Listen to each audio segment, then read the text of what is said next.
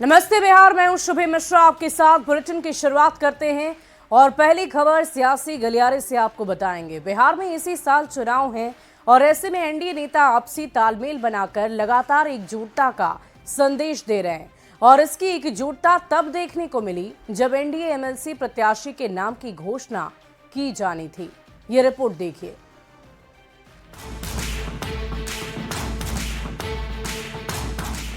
मुख्यमंत्री नीतीश कुमार को लालू प्रसाद से मिले ऑफर के बाद एनडीए नेता लगातार बिहार में एकजुटता का संदेश दे रहे हैं। ऐसी ही तस्वीर देखने को मिली पटना में, जब बिहार में एक एमएलसी प्रत्याशी के नाम की घोषणा करनी थी, जिसमें बिहार एनडीए में शामिल सभी दलों के प्रदेश अध्यक्ष शामिल हुए।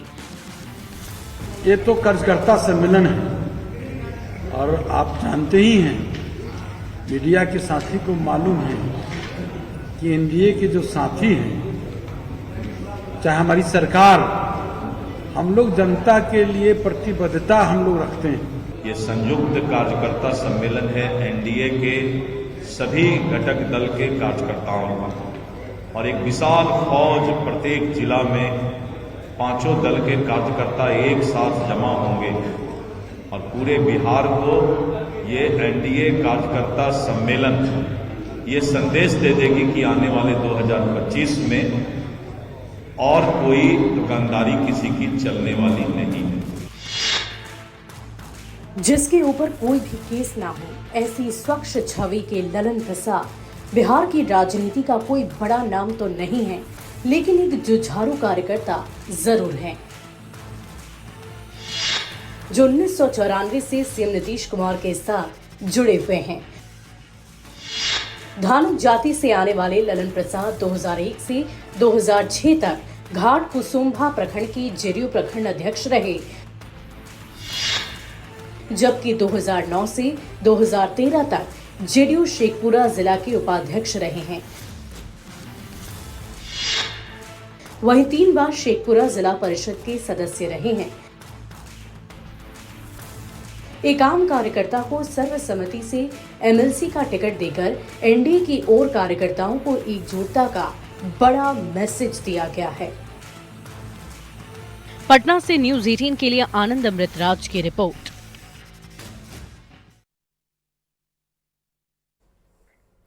और प्रशांत किशोर को बीजेपी की बी टीम बताने वाले तेजस्वी यादव के बयान पर बिहार बीजेपी के अध्यक्ष दिलीप जायसवाल ने तंज कसा है। दिलीप जायसवाल ने कहा कि नीतीश कुमार के साथ जो आना चाहते हैं आए, उनका स्वागत है।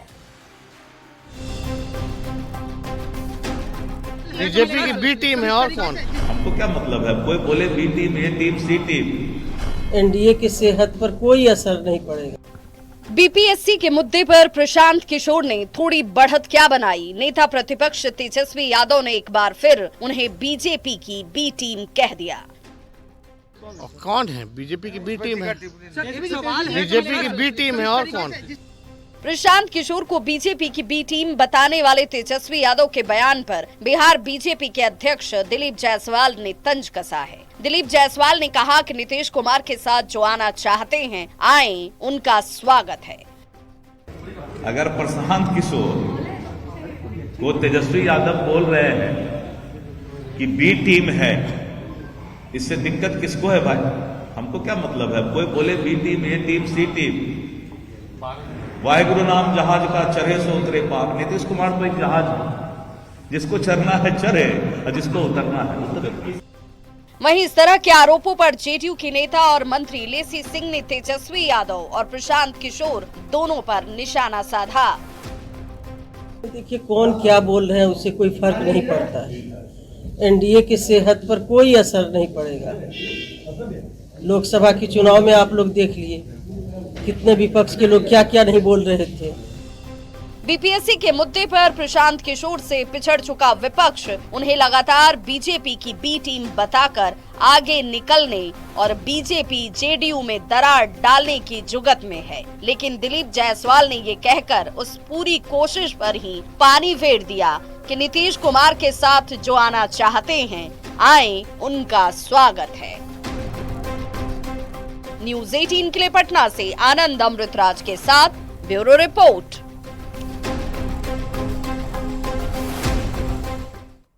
और आज छपरा में सीएम नीतीश की प्रगति यात्रा है। महमदा गांव में सीएम का मुख्य कार्यक्रम होना है और करोड़ों की योजनाओं का उद्घाटन और शिलान्यास किया जाएगा। खेल मैदान, आंगनबाड़ी और पोषण केंद्र की सौगात सीएम की तरफ से दी जाएगी। 2 4 लेन का भी सीएम तोहफा देंगे। नए स्टेट मेडिकल कॉलेज का भी उद्घाटन किया जाएगा और 500 करोड़ की योजनाओं की सौगात बिहार के मुख्यमंत्री नीतीश कुमार देने जा रहे हैं। तो इस सब की बड़ी खबर आपको बता रहे हैं। आपको बता दें कि दूसरे चरण की ये प्रगति यात्रा है जो अलग अलग जिलों तक पहुंच रही है और आज ये यात्रा पहुंचेगी नई जगह पर। और आपको बता दें कि छपरा के महमदा गांव में सीएम का ये मुख्य कार्यक्रम होना है जहां करोड़ों की योजनाओं की सौगात दी जाएगी। साथ ही साथ उद्घाटन और शिलान्यास भी किया जाएगा। खेल मैदान, आंगनबाड़ी और पोषण केंद्र की सौगात छपरा वासियों को दी जाएगी।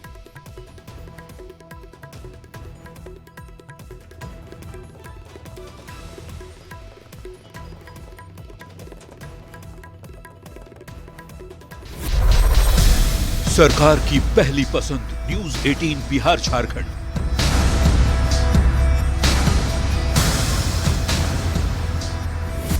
प्रगति यात्रा में न्यूज 18 का बजा डंका।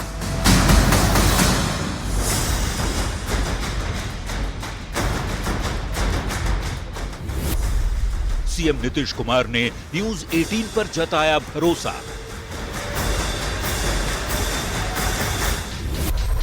आम जनता से मुख्यमंत्री तक न्यूज 18 ही पहली पसंद। देख रहे हैं, आए हुए आप लोगों को देखिए, क्योंकि हमारी पहुंच ही आपकी ताकत है। और प्रगति यात्रा के दौरान बिहार के मुख्यमंत्री नीतीश कुमार ने सिवान को 700 करोड़ की योजनाओं की सौगात दी है, जिसमें कई योजनाओं का उद्घाटन और शिलान्यास शामिल है। सीएम ने कुल 59 योजनाओं की सौगात दी है और सीएम का मुख्य कार्यक्रम मचकना पंचायत के करहनु गांव में था, जहां सीएम ने आंगनबाड़ी केंद्र, हेल्थ एंड वेलनेस सेंटर, खेल ग्राउंड, कस्तूरबा आवासीय विद्यालय का भवन और मनरेगा तालाब सहित कई बड़ी योजनाओं का उद्घाटन किया। साथ ही सीएम ने जीविका दीदियों से सीधा संवाद भी किया, योजनाओं के बारे में जानकारी ली और सीएम ने अंबेडकर भवन में अधिकारियों के साथ समीक्षा भी की।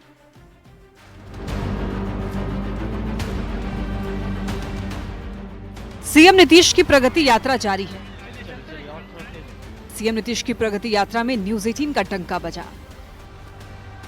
नीतीश कुमार ने एक बार फिर न्यूज 18 पर भरोसा जताया। अपनी प्रगति यात्रा के दौरान सिवान के करहनु में सीएम नीतीश जब जीविका दीदियों से मिल रहे थे, तब उनकी नजर न्यूज 18 संवाददाता रवि एस नारायण पर पड़ी। उन्होंने रवि एस नारायण को अपने पास बुलाया और कहा कि वो जीविका दीदियों के काम को दिखाएं, उनसे बात करें। सीएम ने कहा कि 2005 के बाद उनके किए हुए काम की बदौलत महिलाओं की जिंदगी में सकारात्मक बदलाव आया है और इस बदलाव को किसी भी महिला को देखकर समझा जा सकता है। यही है, कितना अच्छा बोलती है। देख रहे हैं, आए हुए आप लोगों को देखिए, सब लोगों का देखिए कि कैसा बढ़िया कपड़ा पहनती है, क्या अच्छा है, अब बोलती कितना है, चेहरा कितना सबका ठीक है। पहले क्या था जो हम लोगों ने पढ़ाया, तो इसीलिए इसको देख लीजिए इतना अच्छा। हम लोग जान करके करते हैं, हर बार देखते हैं, उनके लिए और कुछ और करना है विस्तार, हम लोग उसके लिए लगे रहते हैं। सीएम नीतीश ने प्रगति यात्रा के दौरान सिवान में सौगातों की बारिश कर दी। सीएम ने 700 करोड़ की योजनाओं की सौगात दी। सीएम का मुख्य कार्यक्रम मचकना पंचायत के करहनु गांव में था, जहां सीएम ने आंगनबाड़ी केंद्र, हेल्थ एवं वेलनेस सेंटर, खेल ग्राउंड, कस्तूरबा आवासीय विद्यालय का भवन और मनरेगा तालाब सहित कई बड़ी योजनाओं की सौगात दी। सिवान में उन्होंने कई योजनाओं का शिलान्यास, कई योजनाओं का उन्होंने उद्घाटन किया। सबसे पहले पचरुखी पहुंचे, पचरुखी के बाद उन्होंने करहनु गया और करहनु के बाद भैंसा खाला और उसके बाद आंदर ढाला पर कई योजनाओं का शिलान्यास किया गया। सिवान के लिए सीएम ने कई बड़े ऐलान किए। सिवान में NH 227 से NH 531 के बीच बाईपास का निर्माण होगा। अंदरढाला से हुसैनगंज पथ का चौड़ीकरण किया जाएगा। सिसवन ढाला में ROB का निर्माण होगा। मैरवा में ग्रिड सब स्टेशन का निर्माण होगा। भंडा पोखर जीरादेई पथ का चौड़ीकरण होगा। मांझी दरौली गुठनी पथ का चौड़ीकरण किया जाएगा। घाघरा नदी पर 2 पुलों के पहुंच पथ का निर्माण किया जाएगा। सिवान में नए प्रेक्षागृह का निर्माण होगा। मौनिया बाबा मेला महाराज को राजकीय मेले का दर्जा मिलेगा। सीएम नीतीश ने सिवान के लिए सरकार का खजाना खोल दिया। सिवान को सीएम ने एक से बढ़कर एक तोहफा दिया। न्यूज 18 के लिए सिवान से रवि एस नारायण के साथ मृत्युंजय सिंह की रिपोर्ट। तो प्रगति यात्रा की बहुत ही दिलचस्प तस्वीर आपने देखी। खास तस्वीर देखी कि कैसे बिहार के मुख्यमंत्री ने भी न्यूज 18 पर भरोसा जताया है और जीविका दीदियों से जब वो संवाद कर रहे थे उस दौरान न्यूज 18 संवाददाता को उन्होंने याद किया और उनसे ये कहा कि आप भी जरा आकर देखिए और बिहार की जनता को भी दिखाइए। बढ़ते आगे, बिहार में बीजेपी लगातार अपने संगठन को मजबूत करने पर जोर दे रही है। नए जिला अध्यक्षों का चुनाव हो या बूथ कमेटी के सदस्यों का चुनाव, बीजेपी तेजी से अपने संगठनों का विस्तार कर रही है। प्रदेश अध्यक्ष ने कहा है कि चुनाव को लेकर पार्टी प्रत्येक जिले में जिला अध्यक्षों की घोषणा की जा रही है और कल भी 14 जिले के जिला अध्यक्षों की घोषणा की गई थी और आज भी घोषणा की जा रही है। जिला अध्यक्ष का चयन चल रहा है। लगातार जिला अध्यक्ष का जो है प्रत्येक जिला पर नॉमिनेशन लेकर के और उनका चयन करके घोषणा किया जा रहा है। कल भी करीब 14 जिला का घोषणा हुआ। आज भी लगता है कि 13-14 जिला का घोषणा होगा। डेली इस तरह करके और हम 52 जिला का घोषणा धीरे धीरे करके करेंगे। बढ़ते आगे, अगली खबर समस्तीपुर से, जहां बीजेपी के नए जिला अध्यक्ष के नाम का ऐलान किया गया है। बीजेपी के पूर्व प्रदेश अध्यक्ष संजय जायसवाल ने नाम की घोषणा कर दी है। समस्तीपुर उत्तर से नीलम साहनी और समस्तीपुर दक्षिण से शशिधर झा को जिला अध्यक्ष बनाया गया। आपको बता दें कि बीजेपी संगठन के लिहाज से समस्तीपुर जिले को 2 भागों में बांटा है। समस्तीपुर उत्तरी से श्रीमती नीलम साहनी जी को शशिधर झा जी को जिला अध्यक्ष। भारतीय जनता पार्टी ने जो हम पर विश्वास जताया है, संगठन में समर्पित भाव से काम करने का हमारा जो संकल्प रहा है, निश्चित रूप से उस पर खरा उतरने का काम करेंगे और अपने पुराने कार्यकर्ता का अनुभव और नए कार्यकर्ता की ऊर्जा को जोड़ करके नया टीम वर्क बना करके भारतीय जनता पार्टी संगठन का काम करेंगे। और भारतीय जनता पार्टी समस्तीपुर दक्षिणी, जिसके हम अध्यक्ष बनाए गए हैं, उसके अंतर्गत 5 विधानसभा आते हैं। आसन्न जो विधानसभा का चुनाव है, हमारा यह लक्ष्य रहेगा कि एनडीए की झोली में 5 का 5 सीट जाए। इसके लिए किसी भी प्रकार के कोर कसर को छोड़ने का काम हम नहीं करेंगे। बढ़ते आगे, एक देश एक चुनाव बिल की समीक्षा के लिए बनी ज्वाइंट पार्लियामेंट्री कमेटी आज पहली बैठक करेगी। 39 सदस्यों वाली जेपीसी में कांग्रेस की तरफ से प्रियंका गांधी, मनीष तिवारी और सुखदेव भगत सिंह को शामिल किया गया है।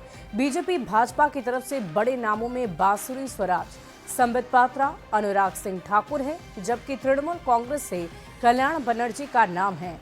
इसके अलावा एसपी, डीएमके, टीडीपी के सांसदों भी जेपीसी के सदस्य बनाए गए हैं और इस समिति को अगले सत्र के आखिरी हफ्ते के पहले दिन तक अपनी रिपोर्ट पेश करनी होगी। बैठक में लोकसभा, राज्य विधानसभाओं के साथ साथ चुनाव कराने के लिए प्रस्ताव पर चर्चा होगी, जिसमें बैठक में आगे की रूपरेखा तय की जाएगी। इस दौरान लॉ मिनिस्ट्री इस बिल पर आज प्रेजेंटेशन देगी।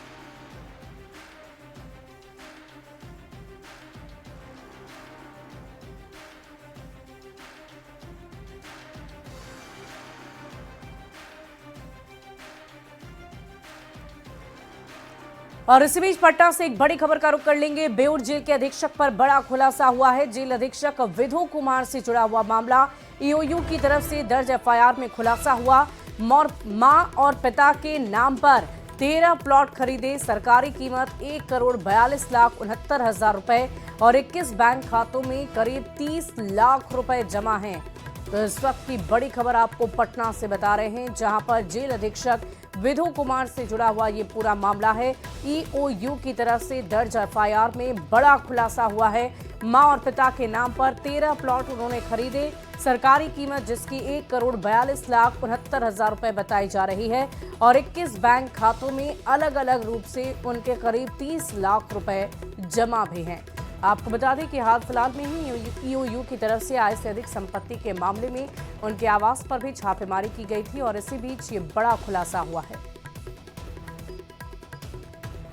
बढ़ते आगे, दानापुर के फुलवारी शरीफ में अपराधी और पुलिस के बीच में मुठभेड़ हुई है। एनकाउंटर में पुलिस ने 2 अपराधियों को मार गिराया और एनकाउंटर में एक एसआई भी घायल हो गए।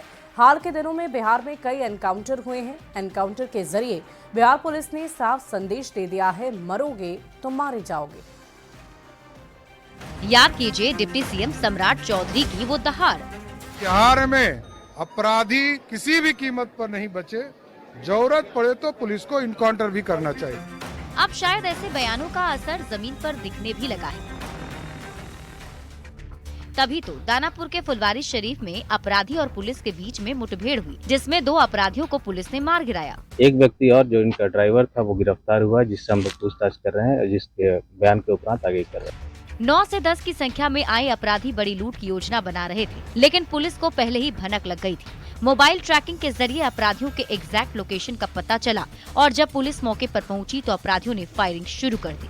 पुलिस ने भी जवाबी कार्रवाई की, जिसमें 2 अपराधी मारे गए, जबकि एक एएसआई घायल है, जिनका नाम विवेक प्रसाद है, जिन्हें एम्स में भर्ती कराया गया है। 2 मारे गए हैं और पिकअप वैन है उसका ड्राइवर पकड़ाया है। हमारा साथी जो है इंजर्ड है, लिवर में इंजरी है। नए डीजीपी विनय कुमार के पद संभालने के बाद पिछले 1 महीने में बिहार में ये तीसरा एनकाउंटर है। 13 दिसंबर 2024 को पटना के जगदलपुर थाना क्षेत्र के संजय नगर में एसटीएफ और अपराधियों के बीच मुठभेड़ में छपरा का कुख्यात अपराधी अजय राय मारा गया था। 4 जनवरी को पूर्णिया में पुलिस और अपराधियों के बीच मुठभेड़ में कुख्यात अपराधी सुशील मोची मारा गया और अब 6 जनवरी की रात पटना के फुलवारी शरीफ थाना क्षेत्र में पुलिस मुठभेड़ में नालंदा के 2 अपराधी मारे गए। पड़ोसी राज्य उत्तर प्रदेश के सीएम योगी आदित्यनाथ ने विधानसभा में कहा था, मिट्टी में मिला देंगे। और फिर वो इस माफिया को मिट्टी में मिला देंगे। यूपी में अपराधियों का क्या हाल है ये पूरा देश जानता है। हाल के दिनों में बिहार में हुए एनकाउंटर यहाँ के बदमाशों के लिए संदेश है कि सुधर जाओ, नहीं तो सुधार दिए जाओगे। न्यूज़ 18 के लिए दानापुर से अमरजीत कुमार के साथ ब्यूरो रिपोर्ट। और बिहार के युवाओं को टूरिस्ट वीजा पर कंबोडिया, थाईलैंड, म्यांमार और लाओस में भेजकर साइबर फ्रॉड का गलत काम कराया जा रहा है। युवाओं को साइबर ठगी का गोरख धंधा कराया जा रहा और इसका विरोध करने पर उन्हें यातनाएं दी जा रही है। गृह विभाग की रिपोर्ट के अनुसार गोपालगंज जिले के करीब 47 युवक अलग अलग देश में फंसे हुए हैं और इस पूरे खेल में पाकिस्तान और चीन के साइबर अपराधियों का हाथ होने की बात सामने आई है, जिसकी जांच एनआईए और ईओयू की टीम भी कर रही है। इस रिपोर्ट के जरिए देखिए। हाथ जोड़कर पीएम और सीएम से गुहार लगा रहे ये शख्स उन बेबस बच्चों के पिता हैं जो म्यांमार में साइबर अपराधियों के जाल में फंस गए हैं। बेटे और भतीजे को वतन वापसी कराने के लिए गुहार लगा रहे हैं। फतेहपुर गांव के रहने वाले रोशन अली का पुत्र वाहद रोशन और भतीजा मोहम्मद साउद अली को मॉल में काम करने के लिए पिछले साल थाईलैंड भेजा गया था। प्रयागराज के एजेंट सुरजीत कुमार यादव ने टूरिस्ट वीजा पर दोनों को थाईलैंड भेजा। एयरपोर्ट पर उतरते ही पाकिस्तान के एजेंट मुसीफ ने रिसीव किया और नदी के रास्ते मोटर बोट से म्यांमार पहुंचा दिया, जहां पर पहले पाकिस्तान, चीन, नेपाल और दूसरे देश के युवा साइबर फ्रॉड के धंधे में लगे हुए थे। आरोप है कि $7,000 में इन युवकों को एजेंट ने चीन और पाकिस्तान के साइबर अपराधियों को बेच दिया। थाईलैंड से इन लोगों को म्यांमार और लेकर एजेंट भेज दिया। एजेंट का नाम है नीरज कुमार यादव, जो प्रयागराज सिविल लाइन का रहने वाला है। 1,20,000 रुपया मांगा था, हमने भेज दिया उसको और उसके बाद भी अभी बच्चे नहीं आए हैं कि नीतीश कुमार मुख्यमंत्री नरेंद्र जी मोदी हमारे बच्चे को भारत लाने के लिए प्रयास करें। रोशन और साउद ने किसी तरीके से छिपकर एक वीडियो भी बनाया है और उसे भेजकर सरकार और प्रशासन से मदद के लिए गुहार लगाई है। युवकों ने वीडियो में लोकेशन भी दिखाया है। हमने का लड़का कमाए गोल बड़ा सन तो अर्जेंट ले जाकर बेच दिले बा। हाँ तो हमने का लड़का न चाहिए, हमने का लड़का ले आकर दे देत लो, हमने को और कुछ का चाहिए। कहाँ लेके गए बेटा वो? थाईलैंड। रोशन और साउद का मामला कोई पहला नहीं है। रोशन और वाहिद की तरह हथुआ थाना क्षेत्र का शुभम कुमार भी एजेंट के झांसे में आकर कंबोडिया जाकर फंस गया था। कंबोडिया में उसे साइबर फ्रॉड के काम में लगा दिया गया था। विरोध करने पर करंट के झटके दिए जा रहे थे। किसी तरीके से वो भागकर भारतीय दूतावास पहुंचा, जिसके बाद घर लौटा। ये कहानी सिर्फ रोशन और वाहिद अली की नहीं है, बल्कि रोशन और वाहिद अली की तरह 47 युवकों के परिवार इस वक्त चिंता में डूबा हुआ है। गोपालगंज के 47 युवक थाईलैंड, कंबोडिया, इंडोनेशिया समेत अलग अलग देशों में इस वक्त फंसे हुए हैं और उन्हें साइबर अपराध के धंधे में लगाया गया है। सभी युवक वतन वापसी के लिए केंद्र सरकार और राज्य सरकार के साथ साथ जिला प्रशासन से मदद की गुहार लगा रहे हैं। गोविंद कुमार, न्यूज़ 18, गोपालगंज। और यहाँ रुकते एक छोटे से ब्रेक के लिए खबरें लगातार जारी है।